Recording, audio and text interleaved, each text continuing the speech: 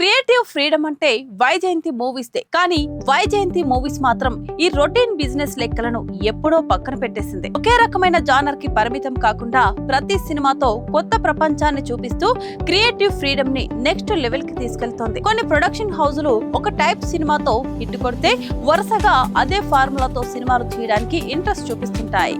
Love stories click అయితే అదే love stories, mass masala work out అయితే వరుస అవే యాక్షన్ సినిమాలు చేస్తుంటారు. కానీ వైజయంతి మూవీస్ మాత్రం ఈ రొటీన్ బిజినెస్ లెక్కలను ఎప్పుడో పక్కన పెట్టేసింది. ఒకే రకమైన జానర్ కి పరిమితం కాకుండా ప్రతి సినిమాతో కొత్త ప్రపంచాన్ని చూపిస్తూ క్రియేటివ్ ఫ్రీడమ్ ని నెక్స్ట్ లెవెల్ కి తీసుకెళ్తుంది. వాళ్ళు చేసిన గత సినిమాల లైనప్ చూస్తే ఈ జానర్ కి షిఫ్టింగ్ ఎంత షార్ట్ గా జరిగిందో క్లియర్ గా అర్థమవుతుంది. ఎప్పుడో వచ్చిన ఎవడే సుబ్రహ్మణ్యం లాంటి ఫిలాసఫికల్ డ్రామాతో ఈ మార్పు మొదలైంది. ఆ తర్వాత సావిత్రి జీవితం ఆధారంగా మహానటి లాంటి ఒక ఎమోషనల్ క్లాసిక్ బయోపిక్ ని తెచ్చారు.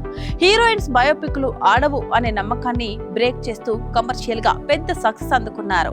ఆ వెంటనే జాతిరత్నాలు లాంటి pure out and out comedy సినిమాతో బాక్స్ ఆఫీస్ దగ్గర జాక్పాట్ కొట్టేశారు. ఇక ఇక్కడితో ఆగకుండా సీతారామం లాంటి ఒక బ్యూటిఫుల్ పీరియాడిక్ లవ్ స్టోరీని జనాల ముందుకు తీసుకొచ్చారు. ఆ సినిమా క్రియేట్ చేసిన క్లాసిక్ వైబ్స్ నుంచి బయటకు రాకముందే ఏకంగా కల్కి 2898 AD అంటూ ఇండియన్ స్క్రీన్ పై ఇంతవరకు ఎవరూ ట్రై చేయని సైన్స్ ఫిక్షన్ జానర్ లో ఒక విజువల్ వండర్ క్రియేట్ చేశారు. ఈ సినిమాతో గ్లోబల్ స్టేజ్ పై టాలీవుడ్ కి మరింత గుర్తింపు తెచ్చారని చెప్పవచ్చు.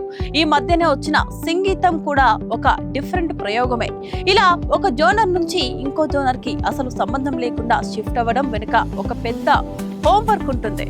ఒక సినిమా అయిపోగానే దాన్ని మర్చిపోయి నెక్స్ట్ ప్రాజెక్ట్ కోసం ఏళ్ల తరబడి కథను డెవలప్ చేస్తుంటారు. అయితే ఈ ప్రయాణంలో అన్నిసార్లు సక్సెస్లు మాత్రమే రాలేదు. అన్ని మంచి శకునాలే. ఛాంపియన్ లాంటి ప్రాజెక్ట్ బాక్స్ ఆఫీస్ దగ్గర ఫెయిల్ అయ్యాయని, కానీ రెగ్యులర్ కమర్షియల్ ఫార్ములా జోలికి వెళ్లకుండా కొత్త కథలు చెప్పాలనే వల్ల సిన్సియర్ ట్రై ని ఎవరూ తప్పుపట్టలేదు. ఈ వైవిధ్యమైన ప్రయోగాల వల్ల డిజిటల్ మార్కెట్ లో కూడా వైజయంతి మూవీస్ బ్రాండ్ వాల్యూ విపరీతంగా పెరిగింది. ప్రతి జానర్ లోనూ టెక్నికల్ స్టాండర్డ్స్ హై లెవెల్ లో మెయింటైన్ చేయడం వల్ల టాప్ ఓటీటీ ప్లాట్ఫామ్ కూడా వాళ్ళ సినిమాల స్ట్రీమింగ్ రైట్స్ కోసం భారీ రేట్లు ఆఫర్ చేయడానికి పోటీ పడుతున్నాయి.